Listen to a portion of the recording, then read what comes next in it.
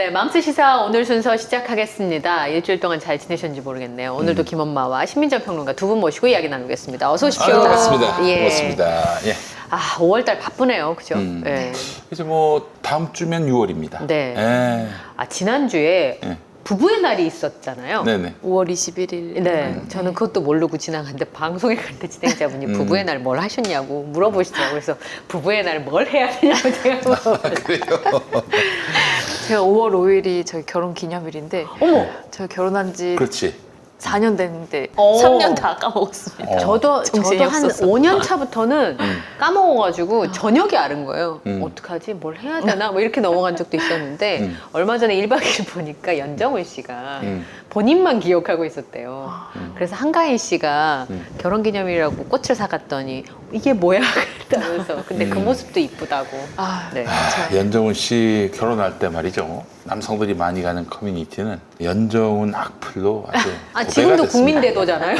그래요. 지금도. 그래서 대놓고 욕을 할 수 없으니까 네. 누군가 연 쓰면 다음엔 정, 그다음 훈, 아. 그다음에 개. 합이 잘 맞는. 아니, 그래서 저는 남편이 아내 사진 찍는 게 취미다. 어, 그쵸? 네. 이게 애정이 담겨야 찍잖아요. 아, 우리 피사체에 대한 사진 애정이 있어야 찍죠. 네, 애가 네. 이뻐서 찍듯이 사진을 보더니 남편이 내 사진은 하나도 없네 그러더라고요. 그래서 제가 찍어줬습니다. 아, 저도 우리 남편 갤러리를 봤더니 자기 셀카는 있지만 내 사진은 본인 셀카는 여러 개를 표정은 늘 똑같은데 여러 개를 찍었던데 제 사진은 없더라고요. 딸내미 사진이 있고. 그래요? 네. 어쨌든 드디어 5월이 가고 있습니다. 네. 카드값 폭탄을 다들 맞았다고 지금. 네, 돌아올 때 됐죠. 어버이날 쓰신 거, 어린이날 쓰신 거. 그렇지. 예. 예. 그렇죠. 카드가 월초에 돌아오죠. 네. 예. 또 카드 값이 열심히 일해야 되는 원천이기도 하고요. 다들 미래를 산다고 하더라고요. 한 달 땡겨 산다고 신용카드 덕에. 맞습니다. 예. 아, 사람 사는 거 다 비슷하시네요. 예. 아, 근데 5월인데 말이죠. 5월 말인데 오늘 아침에 나왔는데 14도, 15도 이러더군요. 꽤 추워요. 네. 지금 춥네요. 왜 이렇게 여름, 초여름인데 이렇게 나만 이렇게 반팔하고 다니지 싶기도 하고. 네. 어. 라니냐 때문에 그렇다면서요. 아, 그래요? 예. 라니냐 현상이 지금 있는데 라니냐 현상이 있는 해는 여름에 그렇게 덥답니다. 아, 올해 그래요? 8월이 진짜 더울 네, 거라고. 그래서 3년 전에 제 기억에 굉장히 더웠었는데 3년 전과 비슷할 거라는 기상청 예보가 이제 아, 그 틀리기를 3년 바라고 전 있습니다. 정말 기억납니다. 정말 그때 제가 밤방송을 했는데 밤에 더운 얘기가 오프닝에서 뭐 한 달 내내 더운 얘기만 오프닝이었어요. 그 당시. 맞아요. 예. 추석 때까지 더웠던 것 같아요, 제 그렇지. 기억에. 추석에도 아. 반소매 입고 저희 시댁에 갔던 기억이 나고 작년엔 또 비가 장마가 34일인가 35일인가 그렇지. 비가 작년엔 좀 많았어요. 더위는 없었고. 네, 더위는 아. 없었는데 비가 또 그렇게 많이 와가지고 예. 예. 요즘 날씨를 보면 참 이해가 안 가는군요. 매년 사실은 작년에 감옥에 있었던 분들은 너무 힘듭니다. 왜냐면은 장마 때문에 얼마나 습해요. 감옥에 에어컨이 있습니까? 없잖아요. 없어. 예. 그러니까 너무너무 힘든 시간을 보냈고 또 코로나였잖아요. 네. 그래서 면회도 안 돼. 그쵸. 지금 네. 요양시설도 거의 면회가 안 됐으니까. 면회가 안 돼서 정말 최악의 해였다. 재소자들한테는. 재소자들한테는. 네, 작년에. 모두에게 힘들었네요. 상상을 못한 지역에도 코로나. 겨울보다 여름이 더 힘들다고. 그렇지. 여름이 제일 힘들어요. 겨울은 뭐 좀 추운 거는 방만 따뜻하면 되는 거 아닙니까? 그렇죠. 이렇게 좀 예. 붙어 있어도 서로 덜 짜증나고 그쵸. 또 여름 또 넣어주니까 기본적으로. 예. 아 그래요. 또 올 여름 덥다고 하니까 너무 염려됩니다. 네. 날씨가 약간 이게 들쑥날쑥 심해지니까 그런 걱정이 돼요. 사실 저도 오늘 좀 밝은 분위기를 내려고 얇은 옷을 입고 왔다 나오는 순간 후회했으면 바람에 후들거려서 5월 말이 맞나 내가 날씨를 잘 모르는 건가 뭐 근데 이런 제가 지난 주말에 강원도 양양에 갔었어요. 너무 근데 양양 좋겠다. 갔는데 네. 서울 경기도는 15도, 16도인데 거기 같은 29도예요. 와. 그러니까 어떻게 거꾸로 그 피서가 아니라 더위를 찾아서 더위를 걸러내요. 피하는 게 피서 아니에요. 네. 더위를 찾아가셨네. 찾아갔어요. 얼마나 덥던지 아주 정말. 아, 정말요? 예. 그래서 거기 또 와. 시원한 또 함흥냉면을 먹고 왔죠. 예. 그렇습니다. 어. 이 기상이변은 결국에 이제 우리가 이 저탄소를 안 해서 게을리해서 이런 일들이 발생하고 있는 건데 그래서 이 저탄소에 도움이 안 되는 나무를 벌목하고 거기다가 또 새로운 나무를 심겠다. 네. 이거는 좀 너무한 게 아닌가 싶기도 하고. 네. 그렇습니다. 그러니까요. 그래서 뭐 오래된 나무는 음. 산소를 덜 뿜는다 뭐 이래가지고. 또 그렇지 않다는 연구 결과도 있어요. 예, 그 논문이 외국에도 있고 해서 그러니까 그런 부분이 감시가 안 되면 사실 또 모르고 지나가잖아요. 이거 다 네네. 세금 써가지고 하는 일인데 그렇죠. 글쎄 말입니다. 예. 맞습니다. 예. 마치 보도블록을 연말에 아, 엎어버리는 것 같은. 그건 어떻게 근절할 방법이 없나요? 그래서 아니, 많이 줄었어요. 많이 줄었어요, 그래도. 네. 그래도 언론에서 많이 나와서 그런가 봐요. 정말 매년 뒤집어서 공사하고 네, 그랬었는데 요즘엔 좀 덜한 것 같아요. 그러니까요. 하여간 알게 모르게 예산이 셉니다. 그쵸. 예, 세요. 우리가 모르는 사이에 예, 혹은 관심을 두지 않는 사이에 그렇죠. 세금이 셉니다. 네. 국민들의 감시가 그 어느 때보다도 필요한 때인 것 같아요. 공무원들은 좋은 분들도 있고 좀 사명감으로 열심히 하시는 일하시는 분들도 분들도 있어요. 뭐 대부분이라고 생각을 하지만은 그걸 일종의 아직도 권력으로 생각하고 또 국가 예산을 자기 주머니 돈으로 생각하는 사람들도 있습니다. 몰지각한 사람들. 네. 어느 사회든 그런 사람들이 있지 않겠어요? 네, 시민들의 감시가 계속 돼야 할 것 같고요. 네. 네. 그렇습니다. 아, 올여름 휴가 가십니까? 올여름 모르겠습니다. 근데 우리 이현경 앵커 방송하는 거 보면은 휴가 갈 수가 없는 그런. 아니 가도 되는데 솔직히 말씀드리면 자리 뺏길까봐 못 갑니다. 아, 예. 그래요? 아니, 왜냐하면 이게 버릇인 게요. 네. 예전에 아나운서 1년 차일 때 네. 선배님들 휴가 가시면 그 자리를 막내들이 주거든요. 그리고 휴가 다녀오셔도 자리를 안 빼줍니다. 네. 그렇게 해서 보통 자리를 바꿨던 경험이 있어서 음. 제가 자리를 뺏길까 못 가는. 정말 치열한 세계네요. 네, 아닙니다. 아. 실력이 모자라서 그런 거고요. 아이, 네. 그렇지 않습니다. 근데 사실은 또 이현경 앵커가 좀 안심하실 필요가 있는 게 밤 11시, 아침 6시, 그거 대체 불가입니다. 제가 그 시간을 노렸어요, 옛날에. 그래서 아침 시간대, 이 통상 그 무슨 뉴스 브리핑 하거나 이러면은 기자들이 나오는데. 그렇죠. 기자들이 전날에 이거 꺾어야지. 못 나오시니까. 취재원들 만나는 거. 네. 그래서 펑크 낸 사람도 많았어요. 아침 방송이 제일 무섭거든요. 그렇지. 예. 아, 근데 말이죠. 7시도 힘든데 6시 때. 그거 어떡합니까, 그거를? 3시 좀 6시도 넘어서 6시 반 일어나시는 이후가 아니라 6시 앞타임이야. 저는 그냥 차라리 그게 낫습니다. 하고 그냥 뻗는 게 나니까. 그럼 네. 3시쯤 넘어서 일어나시는. 네, 보통 3시쯤 일어나서 하는데 그래도 뉴스를 공부하는 게 제가 하고 있는 모든 방송 중에 제일 재밌는 아이템인 그럼. 것 같아요. 그래도 저는 사실 김용민 PD님처럼 남을 웃기거나 이런 너무 재주가 없어가지고 나는 먹고 살려고 가다 보니까 내가 무슨 그때 학위가 있었습니까? 뭐 요즘은 변호사 면으로 막 다니는 사람들 많잖아. 네. 그 사람들에게 뭐 내가 전문성 면에서 뭐 따라잡을 수도 없고 그래서 옵션을 많이 만들었지. 아니 그 옵션을 만든다고 만들어지는 게 아니에요. 성대모사 뭐 이런 거 있잖아. 그게 하고 대체 싶다고 되는 거예요. 휴가를 지금은. 가셔도 대체할 수 없는. 대체할 수 없는. 그러니까 저처럼 두려워하지 않아도 되는 분이죠. 예. 아니 그것도 있었고 새벽 5시 10분 브리핑도 했었어요. 내가. 와. 아니 근데 그때도 브리핑. 대한민국 최초의 브리핑하는 시간이었어. 그래요? 그러네요, 예전에 그러면. KBS가 5시에 새벽 5시부터 그 라디오 무슨 프로가 있었어요 그때. 오. 근데 그 KBS는 신참 아나운서들을 거기 그렇죠. 갖다 왜냐면 그 시간에 배치를 제일 괴로우시라. 했어요. 네. 그래서 저기 그때 MC를 봤던 사람이 전현무였어. 어머. 전현무. 내가 첫 번째 게스트로 나가가지고 했는데 난 일찍 오지. 네. 워낙 정확하게 또 나오니까. 근데 전현무는 이렇게 지각을 많이 했습니다. 뭐. 그때도 많이 했어요. 그래서 근데 뭐 펑크를 내거나 그런 적은 없었는데 아슬아슬하군요. 심지어는 오프닝 타이틀 음악 있잖아요. 왜 시그널 음악이 나오는데 그때 들어옵니까? 이제 들어와서 하는 경우도 있고 네. 진행자가 펑크 나면 어떻게 되는 건가요? 진행자가 펑크 하면 앉아있는 사람이 하는 거죠. 아니면 그 숙직 아나운서가 네, 숙진 들어가야 아나운서가 되죠. 하든지. 예. 예. 그러니까요. 사실 저는 프로그램을 하면서 그냥 열심히 하는 것밖에 잘 못하는데 끼 있으신 분이 제일 부럽습니다. 네. 근데 KBS에서 잘렸지 않습니까? 그때가 그 2008년에 이명박 정권 들어서고 그때 정현주 사장은 계시고 이명박 정권이 들어서서 이명박 정권이 정현주 사장 내쫓으려고 아주 뭐 발버둥 치던 때였는데 네. KBS가 혼돈의 도가니였어요.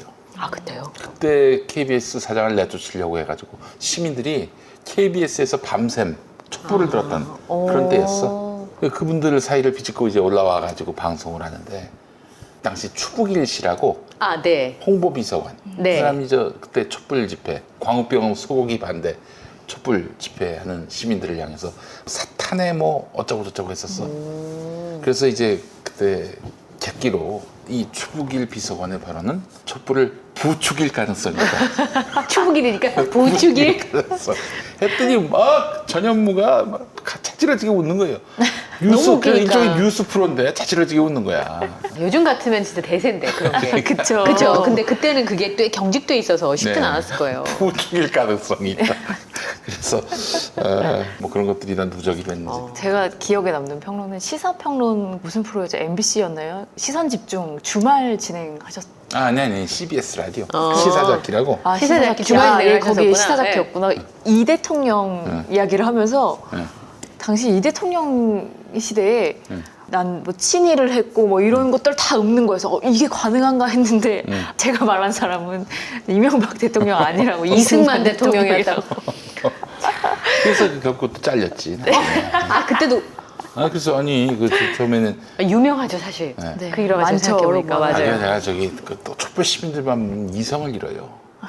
이렇게 끼어있는 시민들이 있으니 내가 진로로 뭐라도 해야 나가도 되겠다. 되겠다. 그래서 부축일도 사실 그 촛불 시민들 때문에 부축일 보고 그랬었고 그 저기 노무현 대통령 서거 직후에 네. 서거 이제 국민장 치르고 그 직후에 방송에서 이 대통령은 뭐 교회 장로입니다. 이 대통령은 친미입니다. 이 대통령은 뭐 나라를 팔아먹으려고 했습니다. 나라를 팔아먹으려고 했다. 그건 없었지. 무슨 뭐 어떤 네. 분단을 뭐 좋아했다. 여기서 말하는 이 대통령은 이승만 대통령입니다. 현재까지는. 이렇게 현재까지는. 너도 될 수 있다 이런 얘기지. 그 들을수록 사람들이 다 그러니까 이렇게 저러도 저러도 되나 뭐 이런. 근데 이제 또 CBS가 나름대로 PD들이 굉장히 의식 있는 분들인데 맞아요. 예. 이 쥐까지 이렇게 보는데 지 혼자 질주를 하는 거야. 뭐 또 이런 지시를 받아가지고 그 겨울을 넘기지 못하고 잘렸어. 그 겨울을 넘기지 못하고. 네. 요즘은 가면은 아이돌 덕후님들께서 카메라를 들고 기다리시거든요. 제가 방송할 실제로 때. 그래요. 그래서 예. 이제 제가 들어가는 문 옆에 FM 방송을 합니다. 그래서 아이돌 분들이 진행을 하시니까 거기 이런 카메라를 들고 덕후분들이 앉아 계세요. 근데 거기를 지나가고 굉장히 민망해요, 제가. 저 여자는 뭔데 들어가지? 이런 표정으로 제 뒤통수에만 꽂혀요. 그리고 제일 민망할 때가 방송 마치고 나왔는데 아이돌들이 나올 시간이었나 봐요. 같이 맞물려가지고 프레쉬가 막 터지는 거야. 어머나 깜짝이야. 아주 구석으로 붙어서. 그분들이 어떤 분들인지 아니다 아세요? 오빠 아니다 그러는 거 아니에요? 얼마나 오래 했겠습니까? 그분들이 어떤 분들인지 아세요? 그 팬들일 것 같죠? 네. 아니야. 아니에요? 팬들일 것 같지? 네. 왜 방송사 가면은 SBS도 그래요. 뭐 주차장에 연예인들이 와가지고 차를 세우고 차 나오는 들어갈 거. 때 네. 주차장에 까맣게 서 있어 이 사람들이. 네. 그래서 진짜 팬인 줄 알았어 나 처음에. 전 지금까지 그렇게 알고 있었는데. 근데 그게 아니라 스타가 내리고 갔는데 뭐 오빠 뭐 이런 것도 없어. 열심히 촬영만 해. 네. 봤더니 이런 촬영들이 다른 나라에 좀 잘 팔리나 봐요. 한 장에 1,000만 원 굿즈 넘는. 만들고 네, 그렇지. 맞습니다. 사진 엽서 네. 만들고 네. 혼막은요, 혼막. 네. 또 이제 여긴 대한민국 땅이니까 뭐 사실 우리가 흔하게 볼 수 있는 사람들이지만 중국이나 뭐 이런 데서는 인도네시아나 이런 데 한일 팬들 엄청 많아요. 지금 뭐 벌써 5분 전에 찍은 사진 이게 돌면은 구매가 되지. 한류 열풍 따라서. 제가 아는 유명한 혼마는 그거 사진 하셔서 유학 가셨어요. 그렇구나. 하여튼 네. 저는 그걸 보면서 늘 저기를 어떻게 지나가지 끝나고 프레시 터진 소리 막 들려요. 왜냐면 하필 제가 나오는 시간이랑 그 아이돌 분들이 차 타고 나가는 시간이 같아가지고 저는 또 민망하던지. 그때도 생각이 납니다. 정말 그때 무서웠어요. SBS에서 이제 방송 마치고 새벽에 네. 나와서 오목교역으로 걸어가는데 우와 정말 어마어마한 대군단이 똑같은 머리 모양, 똑같은 의상에다가 아나운서 시험을 그날 보는데 아나운서 시험 보는데 진짜 무슨 레고 병장 같죠? 아니 뭐 정말 어디 같은 곳에서 옷을 맞춰 입고 나오신 것처럼 막 아나운서 느껴지고. 정장 스타일이라고 있습니다. 그래요? 네, 노카라에 지금 신민정 평론가가 입은 저런 스타일인데 여기 버튼 하나 있고요. 그다음에 여기 이렇게 카라가 없는 한동안은 이 카라가 있는 옷도 했었는데 어느 순간부터는 저 노카라 자켓으로 색깔도 뭐 빨간색, 파란색, 까만색 뭐 종류도 많습니다. 네. 근데 그분들은 대부분 다 이제 뭐 아나운서 지망생들이니까 오디오뿐만 아니라 네. 비주얼 면에서도 뭐 아주 여러 가지로. 네. 근데 똑같이 사람들이 뭐 정말 어마어마하게 오니까 무서운 거야 내가 정말 어떻게 이러 제가 비슷한 얘기를 들었는데 태국 입국 신사하시던 그 현지 사람이 한국에서 비행기가 왔다 그러면 엄청 겁을 먹는데요. 그래서 왜 그러냐 그랬더니 어머님들이 태국 여행 많이 가시잖아요. 네. 한 부녀회에서 가셨는데 한 미용실에서 머리 똑같이 하고 똑같은 등산 잠바 입고 방금 이주국 신사라고 지나가는 어머니가 또 들어오고 지나가는 엄마가 또 들어오고 그래서 엄청나게. 네. 그 또 비슷한 또 놀라움을 경험했을 때가 SBS가 아니라 KBS 시험이었는데 KBS 아나운서 시험은 지금은 모르겠습니다만 흰 티에다 청바지를 입고 네, 시험이 그런 적 있었어요. 왜냐면 옷을 또 잘 입으면은 가려지니까. 뭐 또 그렇지만 또 비싼 옷을 입을 수 입는 없는 사람들과 수험생들도 그렇지 있을 수 못할 있으니까. 사람들 사이에 어떤 뭐 이런 간극 네. 뭐 이런 것들 충분히 그렇죠. 왜냐하면 저는 제가 시험 봤을 때 제가 입었던 정장은 8만 원이었는데요. 그 당시에 그 아나운서 정장이 60만 원이었어요. 그 당시 돈 20년이 훨씬 넘었으니까요. 살 수 없는 사람들은 충분히 핏이 그럴 수 다르긴 하죠. 또 그렇게 아, 완전 다르죠. 네. 이게 참 씁쓸하게 들었던 얘기가 취업을 위해서 어쩔 수 없이 성형을 하는 그쵸. 성형도 결국에는 집안 그럼 여력이 있어야 하는 거잖아요. 연결이 되는 거 아니겠습니까? 네. 이거 좀 안타깝더라고요. 심지어는 뭐 이건 소문입니다만 모 방송사는 입사해서 메인 앵커가 되면 분장실로 선생님이 특정 성형외과를 가서 고쳐준다더라 뭐 이런 소문. 왜냐하면 이제 스타일이 있으니까. 그래서 입사할 때 얼굴이랑 지나고 나면 카메라 마사지가 있잖아요. 그래서 네. 얼굴 좀 변하긴 하거든요. 네. 근데 많은 분들이 이제 성형을 했냐 이렇게 물어보시는 경우도 있는데 이제 그런 경우도 있고 예전에는 성형을 했다는 걸 속였었어요. 저희 시험 봤을 때는 쌍꺼풀 수술했냐면 아니라고 원래 있는 거라고 속 쌍꺼풀이었는데 이제 이게 된 거라고. 수술하면 뭐 어떻습니까? 그때 그게 얘기하지 않는 게 속이는 것처럼. 그러니까 그런 게 약간 분위기였는데 요즘은 이제 다들 뭐 당연하다고 생각을 하니까 충분히 그럴 수 있다고 생각하니까 그때는 쌍꺼풀 수술한 것도 얘기 안 했어요, 저희는. 그럴 때가 있었어요. 예. 그런 시절이 있었구나. 아까 아나운서 정장 말씀하셨잖아요. 저는 이제 키가 작아서 신체적으로 이제 여러 가지로 좋은 점수를 받기 좀 어려워가지고. 아니 뭐 아나운서들이 되게 다 뭐 앉아서 하거나 네. 서서 하더라도 완샷이지. 네, 그렇지만 근데 왜? 시험 볼 때는 이제 키가 저처럼 좀 많이 작으면 좀 불리한 점이 있어서 제가 튀려고 예전에 다들 이렇게 정장을 입고 가는데 제가 초록색 코트에 빨간색 치마를 안 보일 수 없었겠는데요. 쳐다보지 않을 수 없게. 그래서 1차 시험을 갔는데 딱 들어가는데 심사위원들 저를 저것은 무엇인가요? 표정으로. 그리고 또 공교롭게 제 옆에 170에 그 지역에서 모델 활동 오래 하신 분이 제 옆에 앉아 계셔가지고. 조 운명도 중요하다고 하더라고요. 네, 저는 그냥 좋은 아마 명분이네. 크리스마스 종처럼 보였을 겁니다. 근데 어쨌든 1차는 통과했는데요. 그 전략으로 3차까지 가지 못했습니다. 그래요. 네. 고픈 얘기입니다. 네. 슬픈 제 얘기예요. 단점을 너무 얘기 많이 하네. 네. 돌진하라! 면역성을 지켜라! 짱구 필요하셔야 합니다. 야, 홍삼수 먹으라고 했잖아. 아직도 안 먹었어? 구박사 홍삼순 58,000원? 이 좋은 걸 누가 만들었을까? 나야. 자, 오늘 저희가 좀 살펴볼 사안이 하나 있는데 있습니다. 예. 오늘 심희재 평론가가 차분차분 설명을 해주셔야 될 거예요. 이게 고도의 기술인 것 같아요, 제가 봤을 때. 이거를 이 내용이 많아서요. 어디서부터 어떻게. 저는 이제 그분이 만약에 어디 실장님이었다면은 네. 최은순 실장님이 그렇지 않겠는가. 네. 이 실명을 거론해도 되는 건가요? 안 되나? 요즘 뭐 또 실명으로 하지 말라고 근데 판결이 이분은 나가지고. 성함을 얘기하지 않고 그 장모님으로 합시다. 장모님으로 통지하겠습니다. 네, 장모님으로. 윤석열 전 총장의 장모님이시죠. 이분 재판이 어제 있었던 건가요? 네, 그러면? 어제 재판이 열렸습니다. 일단은 이분이 나는 병원의 운영에 전혀 개입하지 않았다라는 게 이분의 주장이었고 네. 그리고 그게 받아들여져서 당시 처벌을 받았던 다른 공동이사였던 한 사람 그리고 나머지 병원 운영에 끼어들었던 두 사람 총 4사람 중에 이 장모님만 빼고 모두가 실형을 선고받았어요. 그러니까 일명 그 네. 사무장병원을 운영을 하게 된 거잖아요. 네, 그렇죠. 그랬는데 이번에 재판이 열렸고 검찰이 분명히 동업자와 공모해서 영리 목적의 의료기관을 설립했고 네. 그래서 국민건강보험공단으로부터 요양급여 23억 원 가량을 불법으로 편취했다라고 네. 이제 혐의를 설명을 했습니다. 그런데 여기서 가장 결정적으로 이제 이 혐의를 주장하게 된 이유 중에 하나가 최 씨가 건물 인수를 할 때 병원 건물을 인수 작업할 때 17억 원 정도를 대출을 받았는데요. 네. 이 대출이 분명히 이 병원 운영에 쓰였을 것이고 이것이 분명 증거가 된다라고 봤던 것 같고요.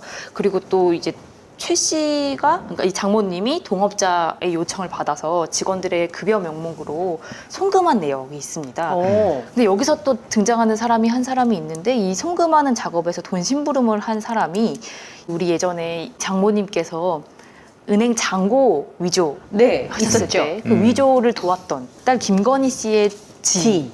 그분이 이번에 이 돈 심부름을 한 것으로 밝혀졌습니다. 아, 오. 돈 심부름을 네. 했다. 네.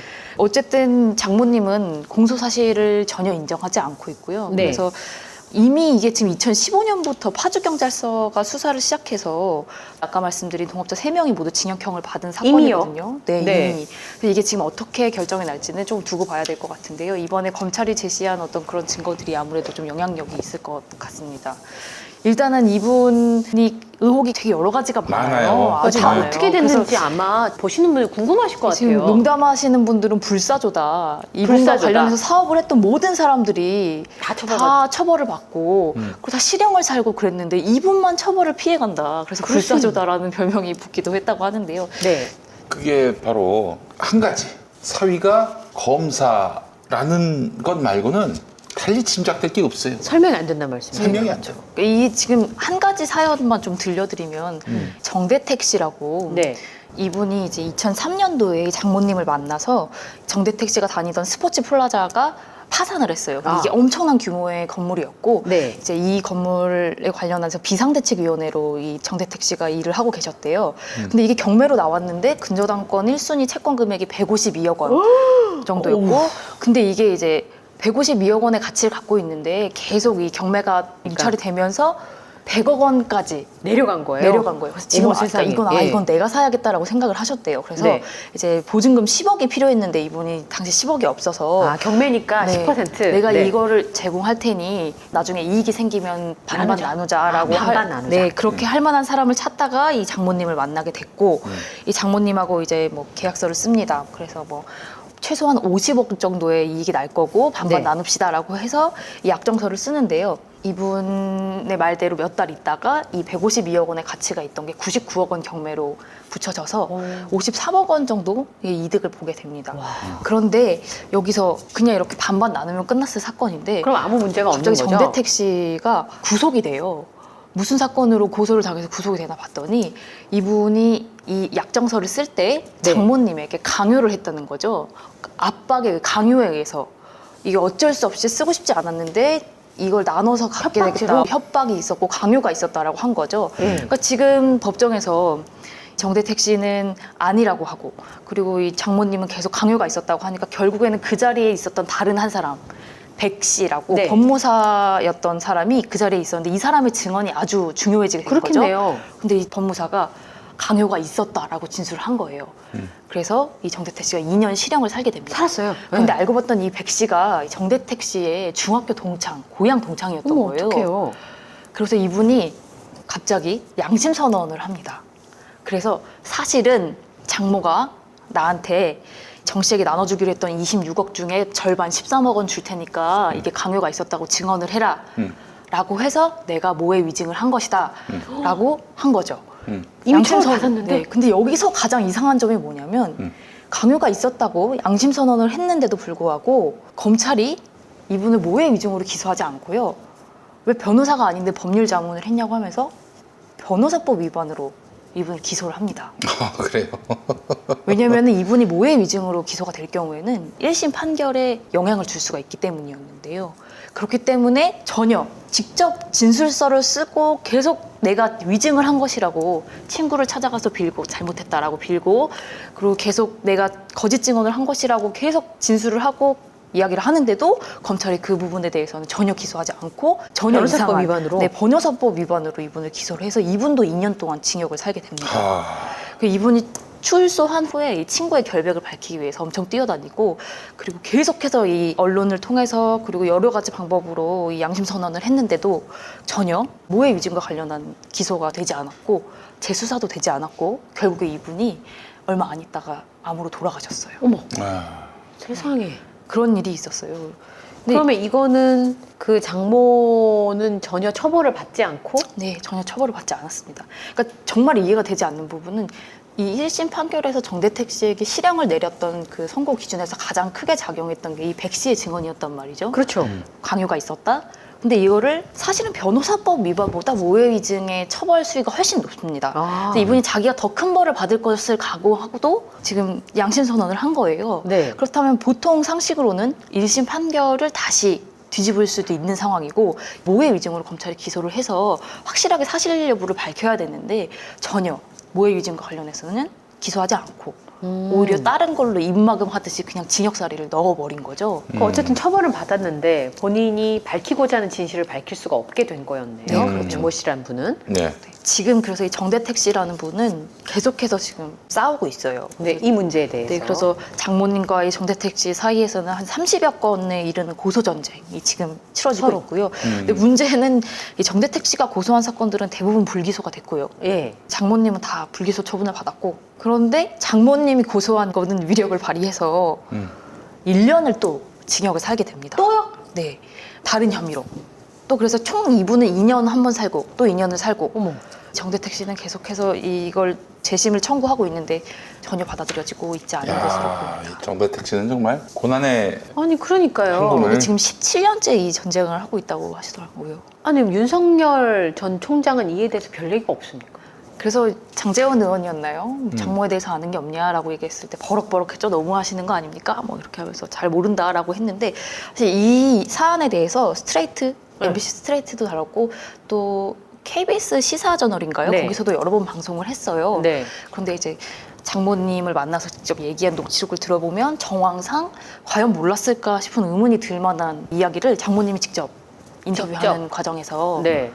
나는 뭐 이런 얘기 해도 뭐 무시당해 뭐 이렇게 얘기하고 뭐 그리고 같이 그 방송에서 나온 다른 증언자들의 분에 의하면 우리 같이 있었지, 같이 있는데 사위랑 통화하는 거 우리가 들었지 하는 그런 류의 어떤 그 증언들이 정도의 녹취가 네. 나오고 있다는 말씀이시죠? 네, 방송에서 보도가 이미 됐어요. 근데 이거에 대해서는 전혀 문제 삼는 것도 없고 사실 그렇게 보도가 되고 있지도 않습니다. 그러니까 인지했으나 영향력을 행사하는지가 증명이 안 된다 정도인가요? 지금 현재 상황은?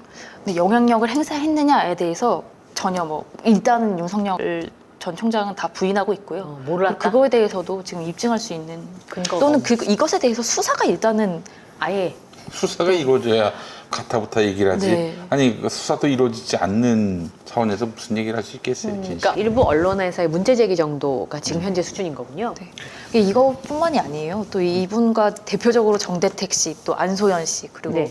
제가 성함이 기억이 안 나는데 노 씨, 이렇게 세 분이 가장 언론에서 열심히 이제 보도가 되고 있는데 네. 이분도 다 동업자였던 분인데 이 안소연 씨는 이제 우리가 잘 알고 있는 통장 잔고 위조와 관련된 아. 사건에서 피해를 입으신 분입니다. 잔고 증명서를 위조했어요. 우리 네. 저 장모님께서. 근데 이거 네. 지금 잔고 증명을 했다고 본인이 증언을 했어요. 네. 그리고 또 이것에 대해서 이 잔고 증명서가 실제로 효력을 발휘해서 네. 내가 지금 이만큼의 잔고가 있으니 나머지 잔금을 치를 수 있는 날을 미뤄달라고 했을 때 인정이 됐고요. 그러니까 인정이 이게 됐어요? 잘못된 이 잔고 증명서를 만든 것도 사문서 위조로 잘못된 거고 사문서 위조를 해서 그걸로 행사한 잘못도 있어서 사실 이거는 가벼운 범죄가 아닙니다. 네. 아, 그럼 사실 사무소. 그래서 이제 조국 장관 딸의 그 표창장과 관련해서 네. 표창장이 과연 부산대 의전원 입시에 도움이 됐겠는가? 네. 뭐 다른 데도 아니고 의과 대학 학생의 어떤 성과로서 보기에는 딱히 입시에 중요하게 활용될 가능성도 없어 보이는데 그럼에도 불구하고 하여간 입시 비리의 증거로서 지금 막 윤석열 씨가 문제 삼았던 거 아니에요? 네. 근데 잔고증명서가 무슨 표창장과 같습니까? 이걸로 인해서 실제 눈에 보이는 손에 잡히는 이득을 취했단 말이에요. 네. 그렇죠. 근데 잔고증명서 위조 문제와 관련해서 뭐 이렇다 할 속 시원한 처벌, 처단이 이루어진 게 없어. 사문서 위조이니까 사문서 위조로 처벌받아야 되는 거 네, 아닌가요? 당연하죠. 당연하죠. 모든 게다가 대부분의 또- 법률 전문가들은 이거는 처벌 가능하고 또 이게 또 이런 거예요. 사문서 위조를 하지 않았느냐라고 했을 때 이 장모님의 의견은 나는 몰랐어. 이거 어디다 쓰는지 몰랐어. 동업자인 제가 나한테 만들어 달라고 해서 나는 어쩔 수 없이 그냥 만들었어. 라고 하지만 우리가 사실 범죄 사실에 범죄를 같이 누가 그렇게 저지르자. 해서 만들어줍니까? 네, 범죄를 잔고증명서. 같이 저지르자. 그러면 이게 범죄인 줄 모르고 만들어준 것도 아니고 네. 본인이 범죄인 줄 인지를 하고 있는 상황에서 혐의를 저질렀고 문제는 네. 그걸로 이득을 취한 사람도 장모님이란 말이죠. 그 옛날에 그런 식으로 나는 몰랐어요 그러면요 90년대 중반까지만 해는 옆에 있는 법전 있잖아 법전을 갖고 머리를 칩니다 정신 차리라고 어디서 뻥을 치냐고. 아, 뻥을 치냐고. 한 대 맞을 일이야 이거는. 그러니까 한마디로. 모르고 당했다고 하기에는 이익도 본인이 취했고 그렇죠. 모르고 해줄 수 있는 일이 아니다. 이런 거잖아요. 근데 표창장이 지금 문제라면은 잔고증명서는 이건 대가리 박을 일입니다. 아 근데 분명히 사무소 위조잖아요. 하면 안 되는 거고. 근데 범죄를 저질렀을 때 몰랐다고 해서 피해갈 수 있는 건 아니지 않습니까? 그러니까 범죄를 이미 공모했어요. 아. 범죄인 줄 인지하고 공모를 해서. 인지하고 공부했습니다. 네. 이분은 또 이 안소연 씨는 결국엔 또 실형을 살았어요. 아 본인은 네. 그러니까 결국에는 이분이랑 같이 나눠 가지기로 했던 모든 이익도 다 혼자 갖게 됐고, 같이 동업했던 사람들은 다 형사처벌을 처벌받고? 받거나. 네. 근데 불사조처럼 혼자 계속 처벌받지 않고 처벌을 받지 않고 피해가고 계신 거죠. 이런 상황이라면 우리가 충분히 그런 정황상 의심 정말 없었겠느냐, 개인이. 네. 충분히 의심할 수 있는, 그냥 의심이 아니라 이거는 왜 그렇게 됐는지를 반드시 수사를 해봐야 되는 밝혀야 내용이에요. 되는 네. 부분이겠네요. 분명히 범죄 혐의가 있는데 처벌을 본인만 받지 않고 빠져나갈 수 있었던 이유에 대해서. 전혀 몰랐다고 하기에는, 그리고 이 장모님의 부탁을 받고서 장고증명서를 위조한 사람, 아까 말했던 그분, 한물 씨? 김 씨라는 분이 네. 김건희 씨 회사에서 근무하고 있어요. 그리고 어. 이 분이 아까 말했던 돈 심부름을 하셨던 분이고. 네. 그러니까 이게 정말 장모님 혼자서 나 혼자 모르고 한 일도 아니고, 어쩌면 딸도 다 알고 있었고, 또 안소연 씨가 실제로 증언하기로는 이 김건희 씨와도 수차례 만났었다, 많이 만났었다. 그래서 김건희 씨가 우리 어머니는 돈 굴리는 거 잘 몰라서 내가 한다라는 뭐 이런 여러 가지 이야기도 나눴던 적이 있다라고 증언을 했어요. 그러면 이렇게 실제로 증언하는 사람이 있고, 그리고 문서가 나왔잖아요. 문서가 나왔고, 문서로 부당한 이익을 취득한 것도 나왔어요. 네. 그렇다고 한다면 우리가 왜 이 수사가 되고 있지 않은지, 그래서 결국에는 이 피해를 입은 분들이 모여서 경찰에서 이걸 조사해줬으면 좋겠다, 검찰로 넘어가서는 안 된다, 네. 그랬으면 좋겠다라고 지금 이제 이야기를 하고 계시고, 이분 뭐 이야기 말씀드릴 게 상당히 많은데, 네. 일단은 뭐 부동산으로도 상당한 수익을 그리고 저기 전에 저 어디야 LH 그 충청도 쪽인데. 네. 그거 아산 신도시. 아산 쪽에. 그것도 또 어마어마한 또 이득을 챙기시고 100억이 넘는 이득인가. 이게 그렇죠? 2001년에 아산의 경매로 나온 땅을 30억 원에 구입하시고 나서 2004년, 5년, 그러니까 3, 4년 만에 132억 원을 보상받습니다. 그러니까 102억 원 3년 만에 차익을 남긴 거예요. 그리고 또 이제 1990년도였나요? 강원도 인제 미시령 휴게소 사업권을 따냈다가 2006년에 미시령 터널 개통과 함께 국가보상금 또 네. 상당히 받으신 걸로 알고. 뭐 하시는 분인데 저런 재주를 갖고 계시는 건지 참. 윤석열 장모입니다. 지금. 아 직업이요? 네. 그리고 또 이제 가족회사가 또 있어요. 가족회사는 정말 이 장모님의 자식들 3남매, 김건희 씨를 제외한 3남매와 장모님이 지분을 모두 보유하고 있는데, 이게 지금 ESIND라는 회사인데요. 경기 양평과 남양주 일대의 땅을 보유하고 있는데, 이게 네. 상당히 값이 나가는, 그리고 또 이 과정에서도 이제 뭔가 석연치 않은 과정이 있었다고 하고요. 또 이 네. 가족회사가 아파트 시행사로 네. 800억 원 가까이 수익을 남겨서 경기도 이 지역에서 아파트를 지었습니다. 그러니까 지금 부동산과 관련해서 부동산만 해가지고 이제 어마어마한. 뭐 서울 송파 쪽, 그리고 경기 성남 이쪽에서도 수백억 원 돈을 벌었다라는 이야기들이 많이 들립니다. 뭐 정당하게 돈을 버는 거는 뭐 많이 벌어서 부럽긴 하지만 그것이 뭐 죄가 되는 것은 아닙니다만, 아까 말씀드렸던 동업한 사람들은 다 처벌받는데 본인만 처벌받지 않았어요. 네. 한 가지도 아니고 여러 가지 또 이득을 어마어마하게 취했고, 네, 3년 가장 만에 많이 취득했다고 해도 과언이 아니에요. 그렇죠. 네. 그런데 LH와 관련해서 얼마 전 일어났던 사건에 대해서 윤 총장이 쓴소리 했죠. 네. 과연 자격이 있는가 생각해 볼 수 있죠. 네. 3년 만에 102억 원이 가능합니까? 어디서 어떻게 이게 가능합니까? 참, 그리고 저게 정보가 없이 가능할까? 그렇죠. 이런 생각들을 저는 그냥 해보게 되는데요. 이건 뭐 그냥 제가 마음으로 이제 궁금해하는 궁금증이긴 하겠습니다만, 수사기관에서 지금 이제 재판을 진행 중에 있고, 또 그 많은 피해자들이 본인들이 계속 처벌받고 있음에도 불구하고 저런 문제 제기를 했을 때 좀 사심 없이 들여다봐야 되지 않을까 싶은 생각이 좀 드네요. 예. 이게 지금 아파트 시행 사업을 벌였던 그 시기가 어느 시기였냐면, 이 윤석열 검찰총장이 국정원 댓글 수사로 네. 그러니까 소위 말해서 좌천을 당해서 여주지청에 정에 있을 때. 근무하던 때인데요. 이 여주지청 안에 이 양평군이 포함이 됩니다. 아. 그러니까 윤 전 총장이 결혼한 지 한 1년 정도 지났을 때고, 여주지청에서 근무하던 당시에서 장모님의 가족들이 이렇게 800억 원 가까이 시행사로 선정이 돼서 분양 수입을 올렸다는 거. 지금 만약에 이런 일이 여당에서 일어난다고 하면요, 아마 탈탈 털릴 거예요. 어떤 네. 일이 어떻게 일어났었는지. 네. 그런데 지금 뭐 수사가 되고 있거나 또는 뭐 아니 뭐 이슈가 수사가 안 되거나 되는 정도뿐만 아니라 보도도 되고 있지 않고요. 이 정대택 씨 같은 경우에는 자신의 이런 상황을 어느 언론사에다가 얘기를 했는데 그 언론사에서 처음에 이제 기자가 의지를 갖고 취재를 했는데 보도를 했는데 갑자기 기사가 내려진 거야. 기사가 내려졌어요. 그래서 네. 이제 어디로부터 이제 누군가 연락이 왔어요. 아마 윤석열의 메신저로 보이는 사람인 것 같은데 그 기사가 나가면 회사가 어려워진다 뭐 이런 얘기를 듣고 내린 것 같다라고 그 기자가 정대택 씨한테 얘기했는데 회사는 부인해요 지금. 그렇겠죠. 그럼 네. 뭐 시인할 수는 없을 테니까. 사실이라면은 또 그렇게 이 매체에다가 연락한 그 사람은 평소에 장모는 문제가 없다. 장모는 문제가 없으니 이거 갖고 시비 걸면은 나중에 법적으로 불이익을 당할 수 있다 이렇게 얘기하고 다니는 사람이에요. 왜 이렇게 대놓고 두둔하시나? 이미 재판받는 것만 보더라도 충분히 장모가 문제가 있으신 분이라는 거를 우리가 다 알게 되는 거 아니에요? 네. 그러니까 지금 헛된 주장으로 지금 장모를 두둔한 꼴이 되는 거 아닙니까? 그렇죠. 네. 그리고 또 이분이 재산 형성 과정에서 분명히 문제가 있어요. 그리고 장모가? 네. 네. 그리고 이 장모님과 동업했던 모든 사람들이 다 이렇게 실형을 사든 것처럼 법적 처벌을 받았음에도 본인은 전혀 위법 행위가 있었는데도 위법 행위가 밝혀져서 동업했던 동업자들이 사람들이 다 실형을 처벌을 받은 살았는데도 거잖아요. 본인은 계속 처벌을 받지 않았다는 거. 그리고 지금 나와 있는 문서들 또 뭐 정황 증거들 충분히 더 수사가 필요해 보입니다. 네. 어떻게 동업자들은 처벌을 받고 이득은 내가 챙기는데 전혀 처벌받지 않았을까? 굉장히 궁금해지는 대목인데 이제 재판 이제 시작인 거잖아요. 이 재판이 걸려 있는 것도 다 그 의혹에 대해서 재판이 걸려 있는 건 아니고요. 대표적으로 걸려 있는 건 지금 이 모해위증 관련한 사안이랑 어저께 재판이 있었던 요양병원. 요양병원 관련해서 이제 불법 편취가 있었다라는 네. 그 두 가지만 지금 진행 중인 걸로 알고 있고요. 나머지에 대해서는 억울함을 호소하고 있는 사람들은 수많은 사람들이 있는데 그런 건들에 대해서는 지금 뭐 진행되고 있는 게 없는 것으로. 네, 왜냐하면 저도 처음에 보도됐을 때만 얘기를 듣고 그 이후에 어떻게 처리됐는지는 보도를 안 하니 뭐 알 수가 없지. 알 수가 없는 기사가 거예요. 그렇게 많지 않아요. 네. 네. 네. 글쎄요. 참 알겠습니다. 어려운 시대를 살고 있고요. 그러니까 대선이 이제 임박했네요. 플레이어들이 뛰고 있어요. 네. 검찰을 담당하는 역할이 있는가 하면 또 언론을 담당하는 역할이 있는 것 같고 네. 윤석열 씨의 이익을 위해서 네. 예, 국민들이 좀 속아서 볼 필요가 있겠다 생각이 듭니다. 예. 예. 뭐 지지 모임들이 뜨고 있다고는 하던데. 아니 그런 건 좋지. 뭐 네. 그거 하지 말래? 근데 이건 불이한 일이 있고 부조리한 일이 있는데 이걸 애써서 감춘다?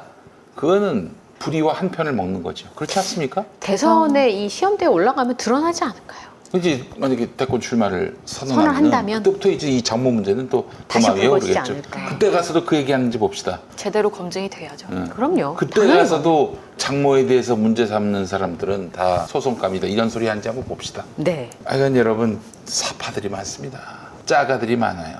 네, 잘 분별하는 것도 시민들의 몫이 됐습니다. 언론이 그 역할을 좀 대신해주면 좋을 텐데 그렇습니다. 언론은 뭐 지금 다 편먹고 있으니 네. 시민들이 똑똑해지는 수밖에 없어요. 네. 분별하는 수밖에 없고.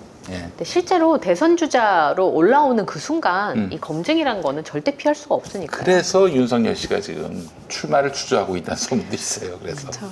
그리고 국민의힘 경선에도 아마 참여하지 않을 거라는 관측들도 의견이 있고. 국민의힘에서 이미 탈탈 털려서 경선 후보로 올라가는 순간 이미 상대 후보들에게 물어뜯길 것이기 때문에 그럼 우리 다 이 모든 홍준표 것을 님이 가만히 있을 분이 아닙니다. 아, 그렇죠. 네, 그렇기 때문에 네. 아마 이렇게 할 거예요. 그래서 국민의힘 경선은 니들 마음대로 해라. 네. 우리는 우리 트랙대로 제3지대에서 윤석열의 그 어떤 경선. 경선 아니고 윤석열을 추대하는 방식으로 해서 제3지대에서 윤석열 나오고 국민의힘에서 예를 들어서 단일화? 어떤 후보가 나온다. 그럼 이제 막판 대선 직전에 단일화자. 완샷 경선으로 해서 한 사람한테 몰아주는 이 방식을 아마 채택할 가능성이 높아 보이는데 서로 원하는 방식일 수 있다는 거죠. 근데 이제 문제는 뭐냐면은 이렇게 되면 우리 저 성렬이 형이 자기 돈으로 선거 치러야 돼요. 그렇죠. 또 그 저기 단일화 되기 이전 단계에 들어간 돈은 보조를 어떻게 못 받잖아요. 보조 못 받아. 네. 장모님이 부자시긴 한데 아 장모님이 쓰시면 되나? 매우 장모님 부자시긴 아마 나가는 거 반대할 걸? 좋아하겠어요? 문재인 대통령이 500억을 썼습니다. 개인이 뭐 500억을 낸 건 아니고 뭐 정당하게 더불어민주당이라는 정당 배경으로 했으니까 그게 가능하죠. 그래서 국민의힘 들어가는 게 윤석열로서는 실리가 있는 거야. 그런 그렇죠. 면에서 보면. 네, 선거 비용 굉장히 중요한 문제거든요. 그럼요. 네. 근데 물론 이제 뭐 꼭 국민의힘이 아니더라도 국민의힘이나 더불어민주당이나 이런 데서 국회의원들 뽑아다가 이렇게 당을 만들면 뭐 원내 가능- 교섭단체 만들면은 충분히 충당할 수 있을 텐데 근데 아니, 20명을 끌어올 수 있을까? 불가능합니다. 민주당은 뭐 조응천 형 정도. 네. 보이는 몇 분 계시죠? 국민의힘은 뭐 김웅? 아유, 누가 나갑니까 거기? 안 나갈 것 그리고 같아요. 국민의당 저 3명 다 그쪽으로 간다 하더라도 5명이야. 네. 원내교섭단체 아니면은 결국 소용 없습니다. 윤석열이 자기 돈 써야 됩니다. 네. 예. 그러면 뭐 손해가 아주 막급하죠. 그 주호영 원내대표 계속 그 얘기하는 거 아닙니까? 예, 당 그러니까. 없이 선거를 못 치른다. 그것도 이게 문제예요. 굉장히 네. 중요해요 이게. 그럼요. 기본적으로 예비 후보로 등록해서 사무실 운영하는 것만 해도 적지 않은 비용이 들어가는 것인데. 아 그래도 또 500억만 씁니까? 그쵸. 500억만 쓰겠어요? 경선 과정 이거는 한 푼도 보전이 안 돼요. 아, 그렇죠. 대선 선거운동 기간 딱 요이 땅.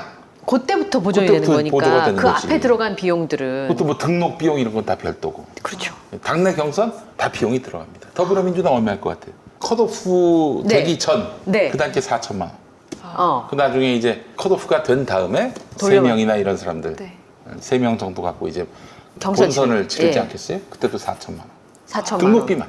등록비만 그렇지 사실은 들어가는 아니, 비용은 그럼 상상을 초월한 거 4천만 아닙니까? 원만 8천만 원만 내고 뭐 어떻게 돼요? 야. 뭐 여론조사도 해야 되고. 그렇지, 그렇죠. 그리고 사무실도 운영을 해야 되고. 제가 이제 선거 이제 할 때 그때도 거기 통합진보당 후보가 있었어요. 아, 네. 저는 이제 민주통합당 후보였고 그 들어가서 이제 여론조사를 하는데 2번 하는 걸로 했었어요. 네. 2번 단일화 해서 때문에. 근데 합쳤더니 총 들어가는 비용이 1,400만 원. 2번 하는데. 2번 하는데 이게 이제 하나당 700만 원씩. 700만 원 정도? 그래서 나중에 결론이 나면은 이긴 네. 사람이 800 내고 진 사람이 600 내고. 아, 그렇게. 네. 네. 근데 800 냈지. 아, 내가 이겼으니까. 됐으니까. 네.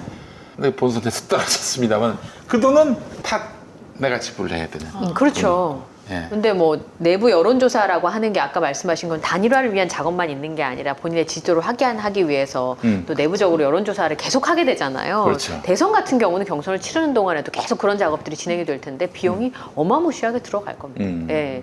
사실 양당이 아닌 다음에는 사실 그 비용을 개인이 가져가기는 참 쉽지 않은. 한 분 계시죠? 허경영 씨. 아, 근데 그분은 또 후원금이 만만치 않다는. 네. 허경영 씨가 후보를 다 냈잖아요 총선 때. 네.